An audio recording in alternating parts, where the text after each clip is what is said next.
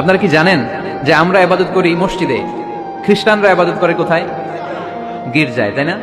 গির্জাকে ইংরেজিতে কি বলে জানেন? চার্চ বলে। তো ইউরোপে এবং আমেরিকাতে যে গির্জাগুলো আছে, এই গির্জাগুলো তারা বিক্রি করতে শুরু করে দিয়েছে। এর কারণ খ্রিস্টানরা তাদের গির্জাগুলোতে ইবাদত করতে যায় না। আমরা তো নামাজ 3 ওয়াক্ত পড়ি, 2 ওয়াক্ত বা 5 ওয়াক্ত, 7 দিনে তো একবার হাজিরা দিতে যাই, ঠিক কিনা? তো ওদের এমন দশা আছে, ওদের গির্জাগুলোতে 1 মাসও যায় না, 6 মাসও একবার যায় না। তো এই গির্জা রাইখা লাভ আছে? লাভ নাই।